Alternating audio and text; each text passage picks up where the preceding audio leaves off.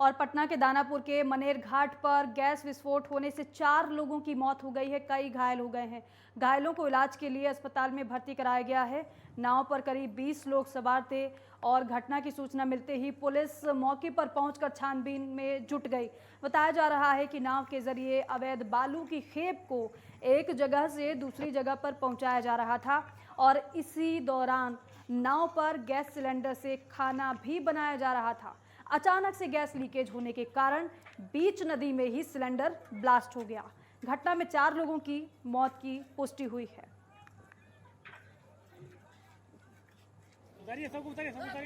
और मुजफ्फरपुर में एक महिला की बेरहमी से हत्या करने के बाद ससुराल पक्ष ने उसके शव को जमीन में दफन कर दिया।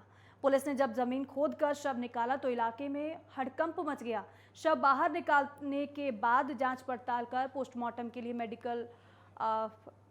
के लिए शव को भेज दिया। हालांकि जो महिला है उसका नाम इंदल राम की पत्नी जिनकी उम्र 33 साल थी, उसका नाम सीता देवी बताया जा रहा है। घटना के पीछे उसके पति और ससुराल वालों की संलिप्तता सामने आई है। पुलिस ने आरोपियों की गिरफ्तारी को लेकर छापेमारी भी की है।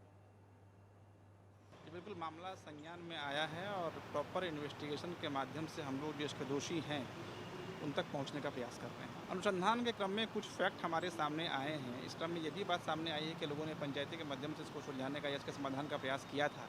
हम लोग एक एक बिंदु पर इन्वेस्टिगेशन कर रहे हैं और इस क्रम में जो भी दोषी सामने आएंगे डेफिनेटली उनके विरुद्ध विधिसम्मत कार्रवाई हम लोग सुनिश्चित करेंगे। और फिलहाल एक ब्रेक का वक्त हो गया है, फौरन लौटेंगे।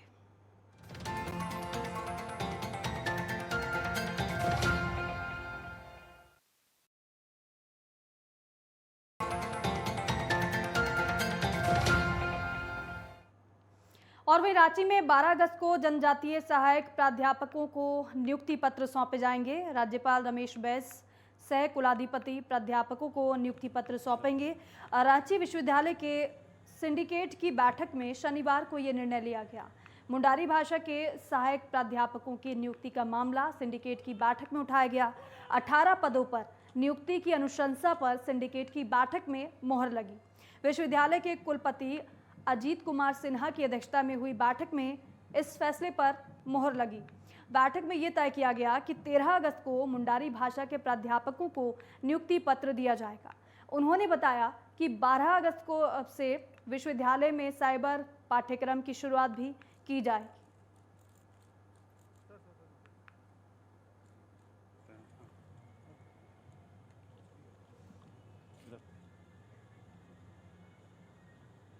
और जमशेदपुर वन विभाग पेड़ों को होर्डिंग्स माफियाओं से मुक्त करने का अभियान चला रहा है और शुरू भी किया गया है। कई पेड़ों पर लगाए गए होर्डिंग्स पहले ही दिन हटाए गए हैं। इस दौरान पेड़ों पर कील और तार के सहारे लटकाए गए सभी होर्डिंग्स को हटाकर उन्हें जब्त किया गया है। अभियान का नेतृत्व कर रही जिले की डीएफओ ममता प्रियदर्शनी ने कहा कि पेड़ जीवंत होते हैं और इसका संरक्षण करना हमारी जिम्मेदारी होती है। अभियान के तहत होर्डिंग हटाए गए और नियम के तहत इन सभी पर कार्रवाई भी की जाएगी। वैसे इस तरह की कार्रवाई वन विभाग ने पहली बार शुरू की है।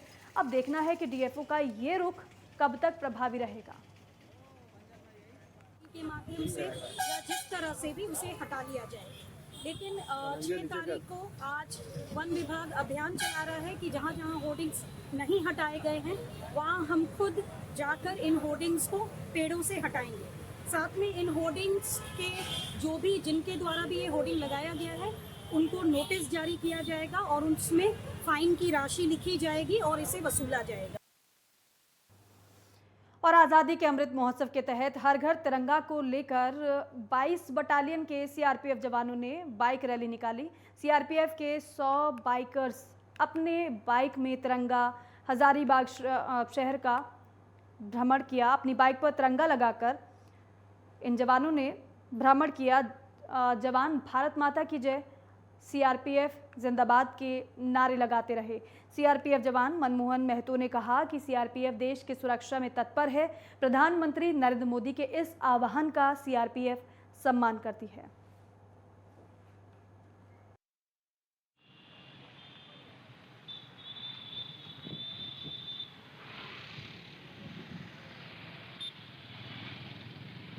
आज़ादी का, उसके उपलक्ष्य में हर घर तिरंगा के एक लक्ष्य रखा है। इसमें तिरंगा एक सिर्फ कपड़ा नहीं है, इसका एक महत्व कि हमारा एक प्रतीक निशान है, हमारे देश का, हमारे भारत का एक चिन्ह है जो हर आदमी को इसके बारे में जानना चाहिए, इसके इम्पोर्टेंस के बारे में जानना चाहिए।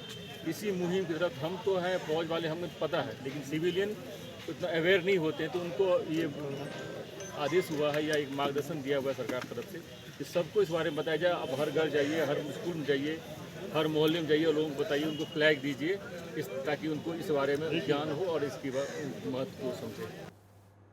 और धनबाद सीबीआई की विशेष अदालत ने जज उत्तम आनंद हत्या मामले में अहम फैसला सुनाया है। कोर्ट ने मामले में आरोपी राहुल और लखन वर्मा को जज की हत्या का दोषी करार देते हुए आजीवन कारावास की सजा सुनाई है। कोर्ट ने अपने फैसले में कहा कि आरोपियों ने जानबूझकर हत्या की नीयत से जज को ऑटो से टक्कर मारी थी। कोर्ट ने आरोपियों को दफ़ा 302 के तहत हत्या और दफ़ा 201 के तहत सबूतों को छुपाने का आरोपी माना था। कोर्ट ने दोनों आरोपी राहुल और लखन पर 25,000 का जुर्माना भी लगाया है। जज उत्तम आनंद के परिजनों का कहना है कि वो फांसी की मांग को लेकर ऊपरी अदालत का दरवाजा खटखटाएंगे।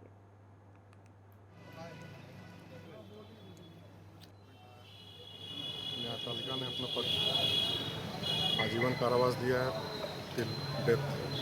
जब तक उनकी मौत नहीं थी, रिमिशन का उनका जो है प्रोविज़न को ख़त्म कर दिया। जब तक वो मरेंगे नहीं तब तक जेल में रहेंगे। लेकिन ठीक है, न्यायपालिका का अपना मंतव्य है, लेकिन इन लोग को तो जो कम से कम फांसी की सज़ा होनी चाहिए।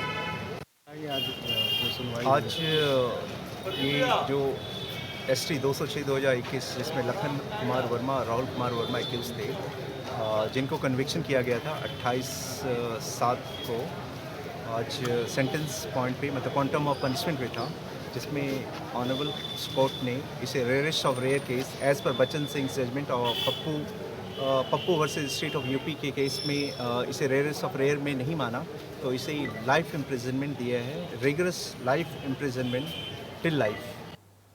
और जमशेदपुर के सोनारी सी रोड में आपसी रंजिश को लेकर अजय साव उर्फ टिंकू की हत्या के मामले में पुलिस ने 5 और आरोपियों को गिरफ्तार करने में सफलता पाई है। पुलिस ने इसकी निशानदेही में 2 लोडेड पिस्टल, देसी कट्टा, 2 गोली और 2 बाइक बरामद की हैं। इस मामले में पुलिस ने अब तक कुल 9 लोगों की गिरफ्तारी कर ली है। बाकी मुख्य साजिशकर्ता मनीष सिंह पुलिस की गिरफ्त से अब भी बाहर है। जानकारी देते हुए SSP प्रभात कुमार ने बताया कि 29 जुलाई को हुए अजय साव हत्याकांड में 9 लोगों की गिरफ्तारी हो चुकी है और इसके लिए उन्होंने DSP मुख्यालय 2 कमल किशोर और सोनारी थाना प्रभारी के अलावा उनकी पूरी टीम की सराहना की। सभी आरोपियों को न्यायिक हिरासत में भेज दिया गया है। आपको बता दें कि 29 जुलाई को अपराधियों ने उस वक्त अजय साव पर ताबड़तोड़ फायरिंग कर दी। सोनारी थाना क्षेत्र में एक हत्या की वारदात हुई थी। उसमें जो अपराधी संलिप्त थे उनको लगातार हम लोग छापेमारी करके गिरफ्तार कर रहे थे। जो विशेष टीम बनाई गई थी उनके द्वारा कंटिन्यूसली प्रोफेशनल काम करते हुए जो भी उसमें संलिप्त उनकी गिरफ्तारी की गई थी और अभी तक इससे पहले भी आप लोगों को बता चुके हैं कि इसमें गिरफ्तारी हुई थी और हथियार जब्त हुआ था। उसी क्रम में जो विशेष अनुसंधान टीम था उनके द्वारा उस घटनाक्रम में शामिल कुल 5 अपराधकर्मी को गिरफ्तार किया गया है।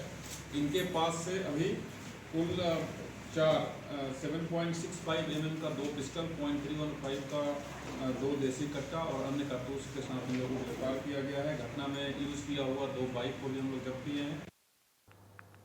झारखंड सरकार के श्रम नियोजन, प्रशिक्षण और कौशल विकास मंत्री सत्यानंद भोक्ता अपने 1 दिवसीय दौरे के क्रम में चतरा पहुंचे। इस मौके पर उन्होंने जिले के इटखोरी स्थित प्रसिद्ध ऐतिहासिक मां भद्रकाली मंदिर के पास जिला परिषद द्वारा करीब 3 करोड़ की राशि से नवनिर्मित एक अत्याधुनिक डाक बंगले का उद्घाटन किया और जिले को एक बड़ी सौगात दी। इस मौके पर चतरा उपायुक्त अबू इमरान, सिमरिया विधायक किशुन दास, जिला परिषद अध्यक्ष ममता देवी, DDC उत्कर्ष गुप्ता, सांसद प्रतिनिधि निर्भय ठाकुर और राजद के जिला अध्यक्ष नवल किशोर यादव समेत कई गणमान्य लोग बड़ी संख्या में मौजूद रहे। गौरतलब है कि पर्यटकों और श्रद्धालुओं के ठहरने की बेहतर सुविधा के लिए बनाए गए इस आधुनिक गेस्ट हाउस में कुल मिलाकर 26 कमरे और 2 सूट का निर्माण कराया गया है, जो पूरी तरह से वातानुकूलित है। आधुनिक भवन बहुत बड़ा भवन है जो लगभग 3 करोड़ लागत से बना है। और माँ कुल भद्रकाली के चरणों में एक ऐतिहासिक एसेट के रूप में है और आज उद्घाटन समारोह था और यहाँ पर कई काम होने के संभावनाएं हैं। हम लोग सब मिलजुल करके माँ भद्रकाली के विकास के लिए भवन बना है, उसके ऊपर छोटा मोटा पार्क करके डेवलप करेंगे। और विनोबा भावे विश्वविद्यालय हजारीबाग के अंगीभूत कॉलेज के बीएड छात्र छात्राओं ने प्रशासनिक भवन के सामने प्रदर्शन किया। प्रदर्शन कर रहे विद्यार्थियों ने कहा कि विनोबा भावे विश्वविद्यालय में बीएड सत्र की शुरुआत होने में देरी हो रही है, जिससे हजारों की संख्या में विद्यार्थी पीजीटी की परीक्षा से वंचित रह जाएंगे। संत कोलंबा महाविद्यालय हजारीबाग की छात्रा ने कहा कि 6 साल बाद झारखंड में पीजीटी शिक्षक की बहाली निकाली गई है। विनोबा भावे विश्वविद्यालय के अंतर्गत 31,500 विद्यार्थी बीएड में अध्ययनरत हैं। सेशन में देरी होने के कारण परीक्षा नहीं हो पा रही है, जिसके कारण बीएड के सभी परीक्षार्थी पीजीटी की परीक्षा से वंचित रह जाएंगे। इसका क्लासेस होना चाहिए, मतलब हमारे 2 बैच आए हैं 20-22 और 21-23।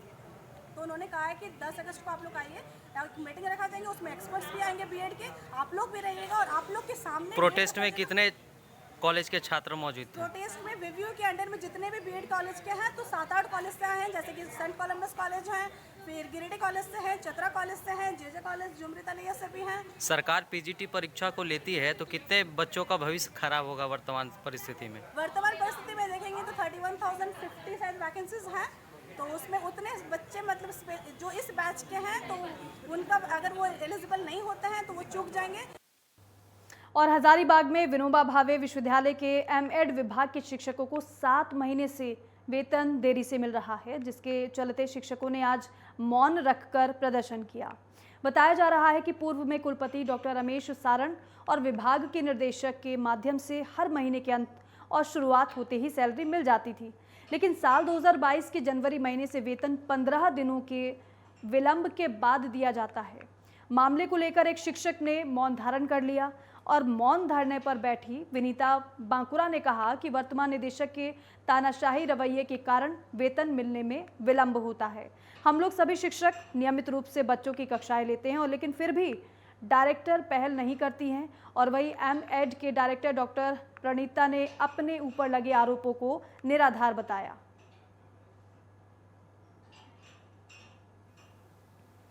मौन धरने पे बैठी थी दोपहर के 1:30 बजे से लेकर 2:30 बजे तक, और मुद्दा सिर्फ यही था कि पिछले 7 महीने से हम लोगों को वेतन जो है वो काफ़ी विलंब से मिल रहा है और जिसकी वजह से हमें कई सारी परेशानियों का सामना करना पड़ता है। की कोई जानकारी नहीं है कि वो 1 घंटे के मौन पे है कि क्या है। और जहाँ तक मैं मीटिंग में थी, जहाँ तक बस प्रश्न सैलरी का, मैं टाइम पे ही सैलरी देती हूँ। ये प्रोसेस होता है, प्रोसेस के थ्रू ही होता है। रजिस्ट्रार के पास जाता है, एफओ के पास जाता है, एफए के पास जाता है, तभी प्रोसेस होके ही आता है। मोहर्रम पर्व को लेकर सरायकेला खरसावां जिला पुलिस और प्रशासन ने तैयारी कर ली है। शनिवार को आदित्यपुर स्थित ऑटो क्लस्टर सभागार में जिला स्तरीय शांति समिति की बैठक आयोजित की गई, जिसमें उपायुक्त अरवा राजकमल, एसपी आनंद प्रकाश, दोनों मंडल के पुलिस और प्रशासनिक पदाधिकारी के साथ शांति समिति के तमाम सदस्य मौजूद रहे। उपायुक्त ने तमाम पदाधिकारियों से मुहर्रम के मद्देनजर अपने अपने क्षेत्र की विधि व्यवस्था संधारण को लेकर कई जरूरी दिशा निर्देश जारी किए। सभी वरीय पदाधिकारी और क्षेत्रीय पदाधिकारी के साथ एक डिटेल रिव्यू मीटिंग आयोजन किया गया आदित्यपुर ऑटो क्लस्टर में। जिला के सभी थाना प्रभारी, बीडीओ, सीओ साथ जिला के सभी वरीय पदाधिकारी, अनुमंडल पदाधिकारी, अनुमंडल पुलिस पदाधिकारी इसमें उपस्थित रहे। तैयारी काफ़ी अच्छा है। ज़्यादातर जगहों में ऑलमोस्ट सभी जगह पे पीस कमेटी का मीटिंग संपन्न हो चुका है। अभी जो 9 को हम लोगों का मुहर्रम आ रहा है, इसी के साथ साथ 11 तारीख को रक्षाबंधन आ रहा है, 9 तारीख को विश्व आदिवासी दिवस भी है। ये तीनों दिनों को ध्यान में रखते हुए, तीनों जो इवेंट्स इनको ध्यान में रखते हुए किस तरह का लॉ एंड ऑर्डर मैनेजमेंट करना है, इसके बारे में विचार विमर्श हुआ। और फिलहाल बिहार झारखंड की खबरों में बस इतना ही। आप बने रहिए नेटवर्क 10 के साथ। जय हिंद।